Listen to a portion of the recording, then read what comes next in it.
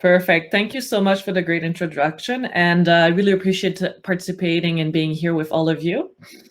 So I'm Fauve Altman. I will do you a little quick intro as well, as so you know who I am. I started in the blockchain space in early 2017, so been around for quite a little bit.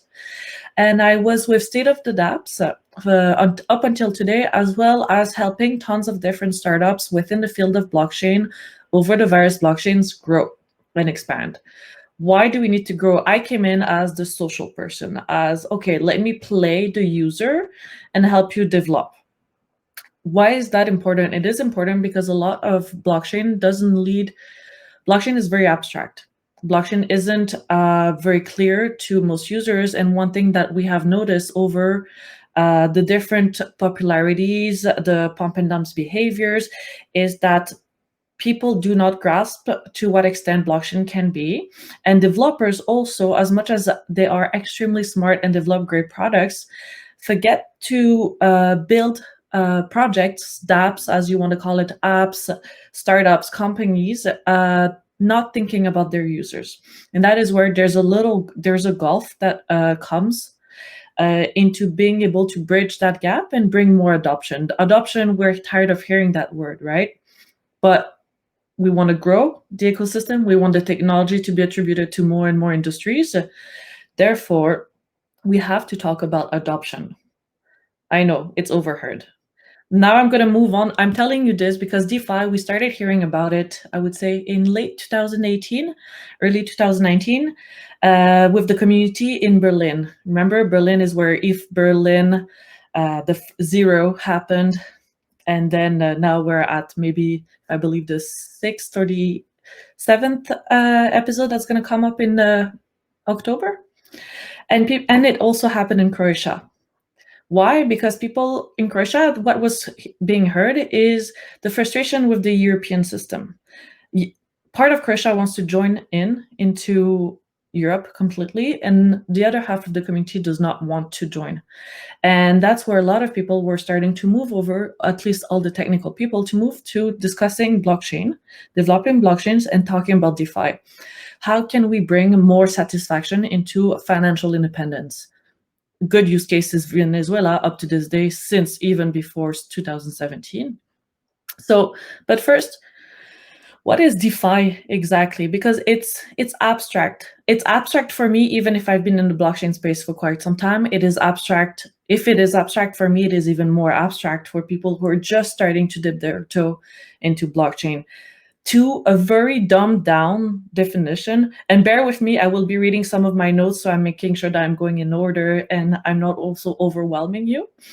So so what is DeFi? It's a blockchain-based form of finance that isn't relying on a central financial system, nor intermediaries, such as exchanges, for example, or banks. But that's where I like to tick, and it's kind of funny to hear no exchanges, right? Because what are the most use cases at the moment in DeFi? Decentralized exchanges, DEXs, as we hear them. So we don't want to use exchanges. We want to move away from them in DeFi, but we use decentralized exchanges. I find that interesting, but that is needed to better develop the technology. At the moment, DeFi has had a staggering growth in 2020. There is more than $11 billion worth locked in Ethereum and more than 100,000 users in DeFi specifically. You might think, oh no, there's more users, and there is many more users in the Ethereum ecosystem, depending on the categories. I am basing this through State of the Dapps data gathering, through ledger gathering as well, and some of the top DeFi projects. One of them, I think you have, if you're keeping track of the news at the moment, Yearn Finance at the moment has gone over Bitcoin's market value, which happened extremely quickly because of what 2020, 2021, even more so 2021, in my personal aspect, is growing DeFi a lot. And what is the difficulties of DeFi? What is happening at the moment with DeFi? What is happening at the moment with DeFi is that first, there's a frustration upon your financial independence. Second, and this is where I would like to be, I will always play devil's advocate, always. Because at the moment, the community that I see in DeFi is either the ones that are the crypto niche people that have been around for a long time, the crypto anarchists, as you might have heard before, and newcomers who are curious and getting to learn about a new technology. And the third one, which is the one that has created this staggering growth, is in big parts the pump and dump, the people who are like, oh, I can make money, yield farming. I see an APY of 50%, of 120%. And that's where a lot of the DeFi projects, as much as all honor to them, they're breaking the road. They're literally creating a new path that has never been walked before. So, raise your hat to them. They're doing something and they will get criticized, and we will criticize them as well, because if we don't start thinking critically or talking critically and, testing these use cases, we won't advance. But one of an issue that I kept seeing with mStable, State of the Dapps, Yearn Finance, MakerDAO, all of these, they're doing, they're trying something new and they're doing well. But the APY's demonstration is one issue that has come out of the DeFi ecosystem that has brought a whole community that might not be the right community to grow the DeFi ecosystem.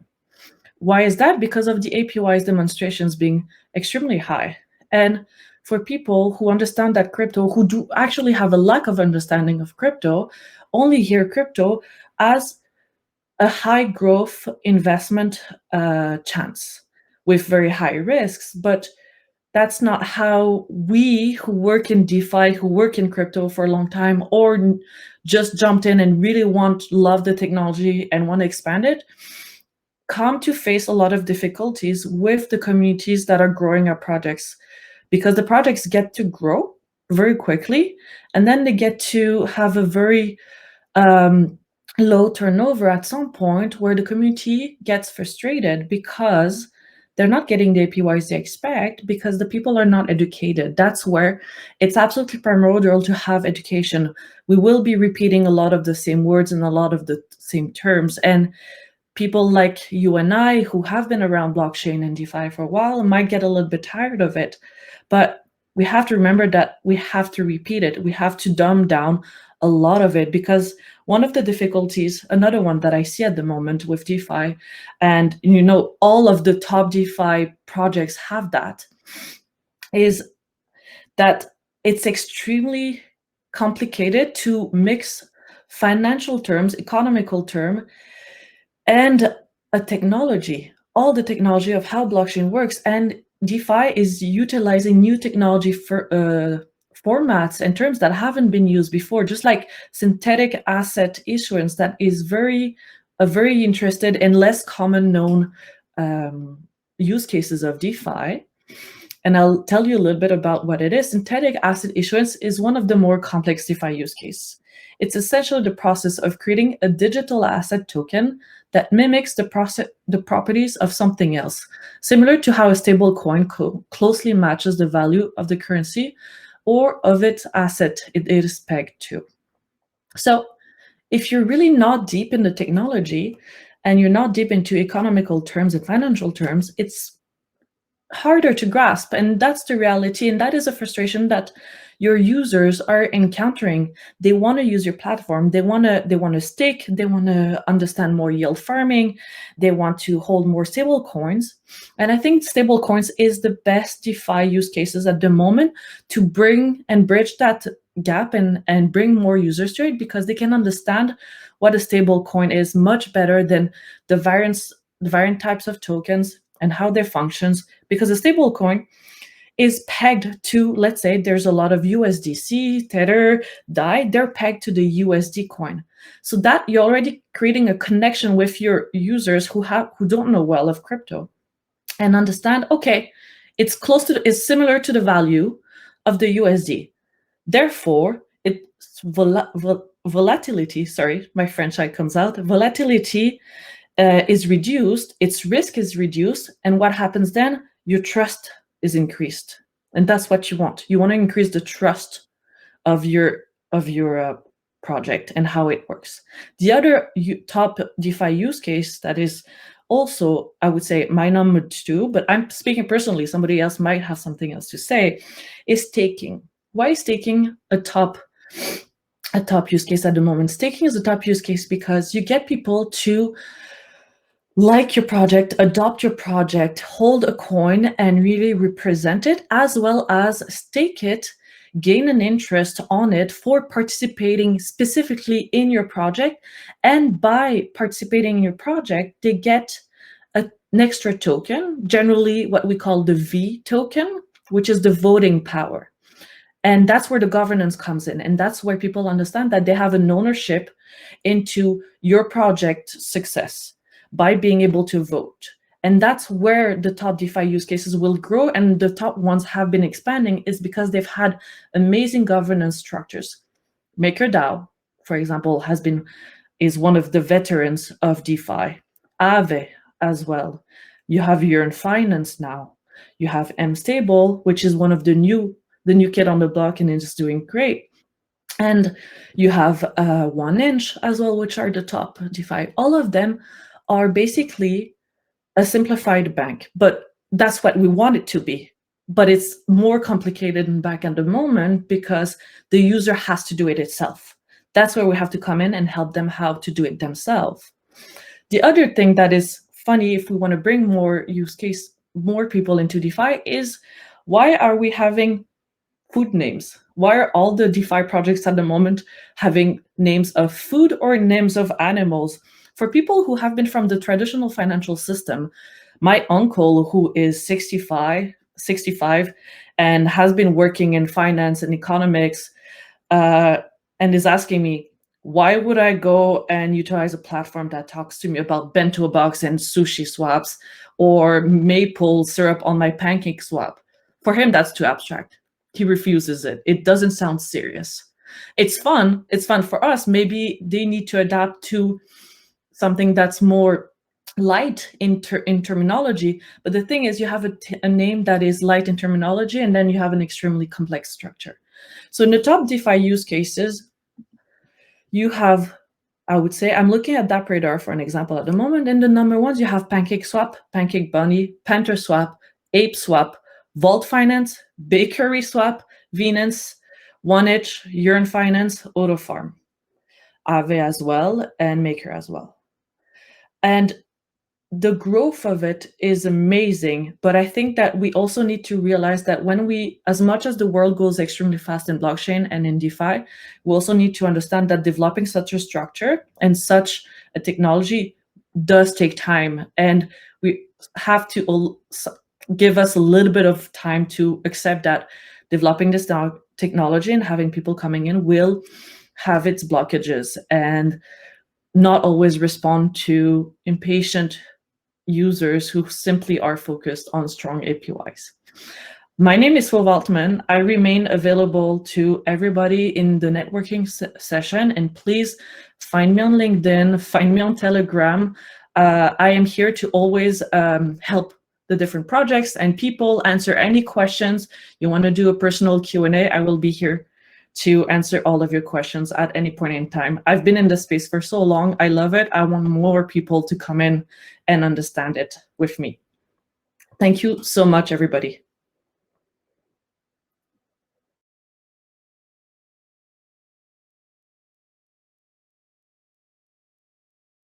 Hold on, Fauve. Can you hear me? Thank you for that. Great presentation. We're just waiting for the next speaker who's getting on deck. So, or maybe she's here. I want to give an opportunity, someone to ask a question. Nuno, you seem to be heavily in the space. Do you have any questions just for Fauve that we can ask while we wait and line up the next speaker? Just waiting for the next speaker. I'd like to just jump in here. I'm seeing Nuno Borges put a comment on DeFi Pulse. TVL is now 83 billion. Yes, DeFi Pulse is a great DeFi platform to use as a reference. The only thing is that they're not just correct me if I'm wrong, but I believe they're not just Ethereum. That's where the number that I said at the first at the beginning was a little bit different. Because I think they gather over various chains, pirate chains. There is Avalanche, there's Polygon, there is other blockchains as well. So that's where they combine it. And for people who want to enter the DeFi space, crypto space, DeFi Pulse has great information that is highly simplified, and also has gathered the structure where to interact with the earn aspects of different platforms to earn a little bit of crypto while learning, which is, I find, fantastic. One question I have for Fauve, I've seen the space is growing so rapidly, and state of the Dapps, you're tracking it. What kind of volume, what kind of numbers, like how fast are these the biggest coins growing? And specifically the use cases. This group, we're going to have a use case ideation and presentation challenge tomorrow morning. You're welcome to join. That'll be a lot of fun, just to come up with new ideas and get everyone connecting together. What sort of volumes? Because you're tracking all the data. What do you see there? So I have to tell you something with the volume. We are updating our volume, our data tracking, because so now the total value lock, like one of our users commented here, is at 88.93 billion of USD specifically. So that's something that we need to always specify. Are we talking about USD? Are we talking euro? Are we talking in terms of worth of ETH?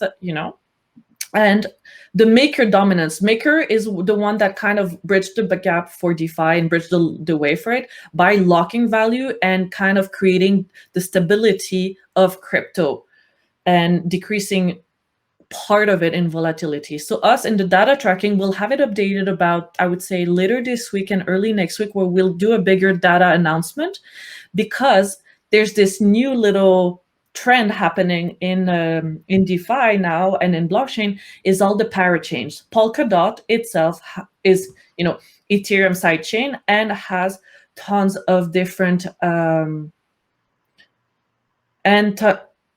sorry, I just saw a comment, I got distracted, and has a lot of sidechains, and each sidechain has their own data tracking. So you have to make sure that you track for each project, because they're available over different platforms. You can have it on Ethereum, you can have it on Polygon, you can have it on Moonbeam, for example. All of them will be different data tracking. If you combine them, it might not be correct, because certain users might remain specific to only one chain.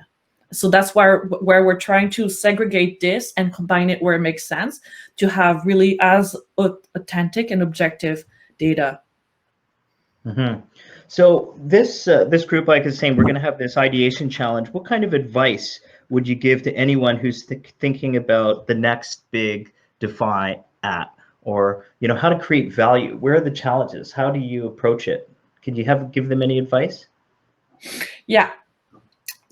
So honestly, it's been heard and said before, but I will repeat myself on this.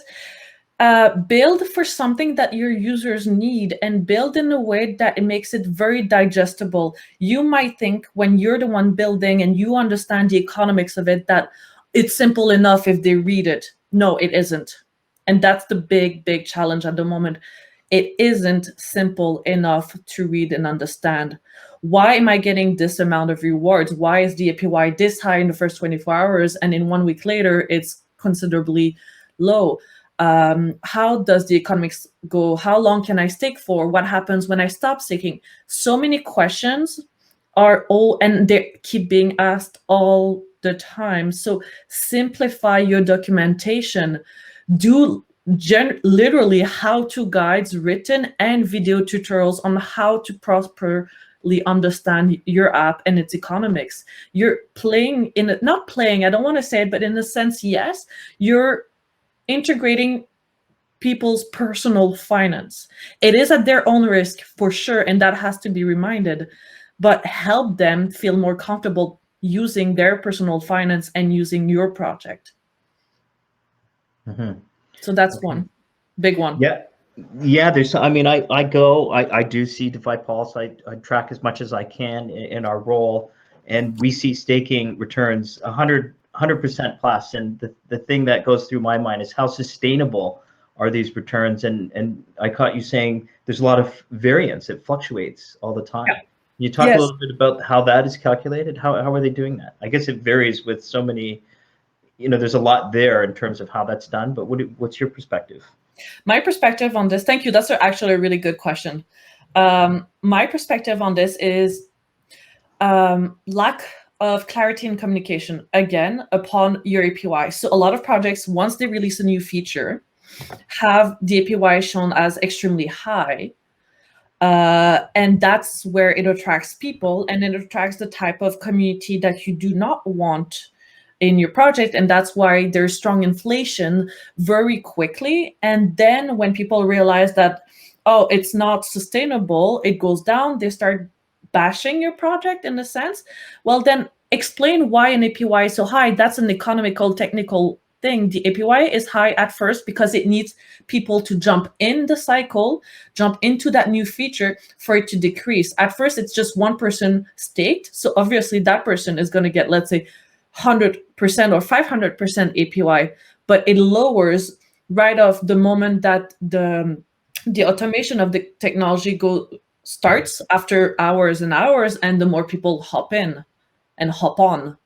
But that is not properly explained. I have rarely seen that diligently said and explained why an APY cycle differs and changes, and even more so when there's a new launch. So I do agree that there's a huge misinformation upon how new features of Dapps are being released. And it's not the team's fault. They don't realize it. For them, it's clear because they've built it. They know how the mechanics of it. But when you're an end user and you're like, oh, it's 100% APY, but why did I just get like 35? It's an automation done based in the backend in a sense, and that's not said. Absolutely. Well, I'm sure we could. Does anyone have any other? Oh, we just got word that our next speaker is just about getting ready. I don't know. Maybe there was a West Coast PST, EST thing. So maybe we have one or two more questions. I see some regulatory questions, but we have a regulatory discussion coming up, so probably save it for there. Yeah. We've got, people are really enjoying this. You're obviously right in this space. Like, what's next for you? I mean, you're the founder of Birchain. You're I'm educating co-founder. with all these groups, or Yeah, you're the co-founder. What is your next big project? Or your hands are full. You're so busy. You're all over the world. no, I'm always here for everybody. I'm co-founder. I'm the board member, co-founder of Birchain. So my co-founders are in Berlin, and I'm doing the work on hand there. I'm staying in North America for the time being. I will be doing a lot of consultancy, advisory, and mentorship. And I would like to direct myself into doing much more mentorship as, the ecosystem, the blockchain space, the DeFi space is going even more so mainstream. And I will be focusing more upon mentorship and consultancy to really make sure people are well informed and direct them to the right information.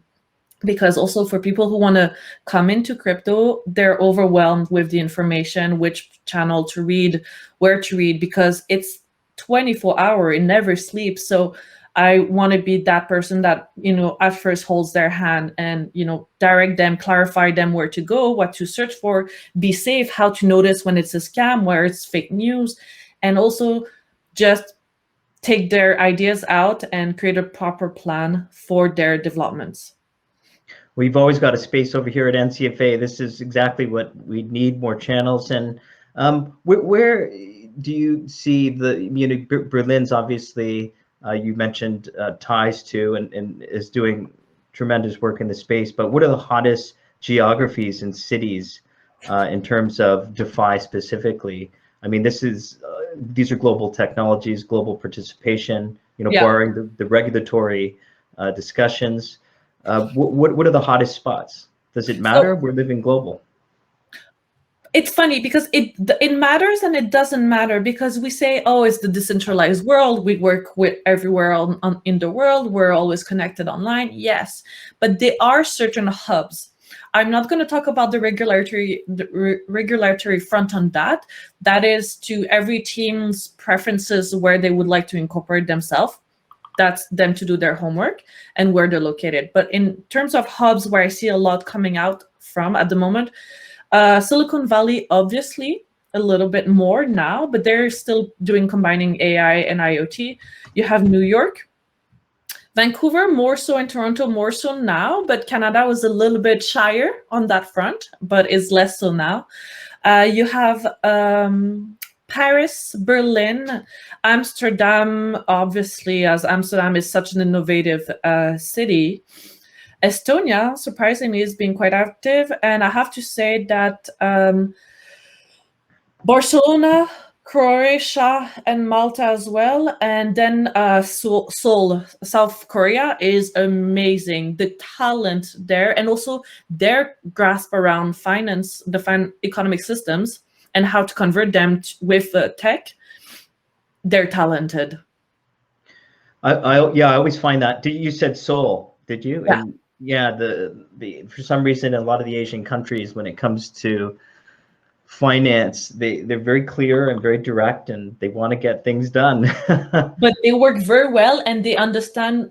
I have to say, in terms of a geographical area with developers community that are very strong, they've really understood how to simplify it to bring more users, how to strategize into user adoption.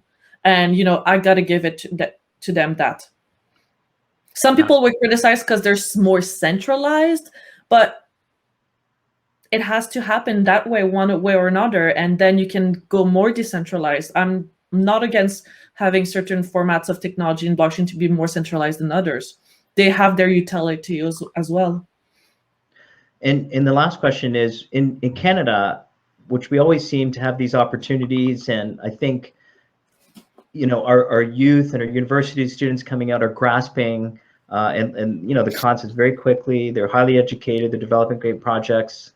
Are we experiencing a brain drain, an entrepreneurial drain out to these global communities, or are we building? I think the first generation of a lot of look at the Ethereum project and others, they all came out of Canada to a large extent. Mm-hmm. What is our newest opportunity? Is it growing rapidly coast to coast here? Are we going to be able to capture the value and retain a lot of the the positive things here in Canada, or is there a drain because there's so much activity happening all over the world? What do you think? I don't think there's a drain, actually. I think there's an actual proper growth on the Canadian market in terms of innovation and tech growth and tech adoption. I think what happened before in the past few years, which was a great thing about Canada and also its flaw, is that a lot of great technologies are in companies and game changers came from Canada, but they weren't really able to expand in Canada. They expanded elsewhere in the world. And that I don't know what it has to do. It has to do maybe with the regulatory structures, the government, the lack of support, the lack of talent on certain fronts.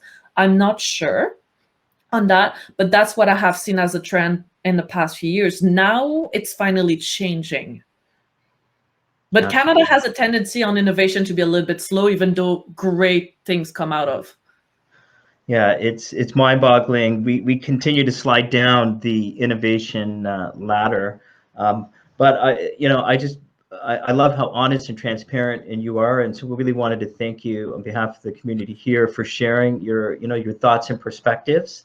I've just received this Slack that there's a power outage of our next speaker, so that's going to be scheduled later in the day. So I think what we're going to do is, unless people have very specific questions for Fauve, we're going to let her go, and we are going to, or we can continue having questions right until 11 o'clock, or, we do have active networking that is opened, and, I think that's probably what we'll suggest. So everybody can jump over to the 3-minute networking, which I think is absolutely super cool to go in there, and it's an opportunity to meet some new people. So let's do that. So, and then we'll be back here at 11 for the next VIP masterclass, and Alexandra will be scheduled later in the day. We're looking at, I just heard, around 1:15. So all that information will be in chat, and it'll be available and accessible, and we should be fine. So Fauve, thanks so much. And like I was saying, you always have a place here at NCFA. Love the approach, and it's great to connect. So Thank you. okay, everyone. So have a great day. Jump into networking. We'll see you back here at 11 o'clock.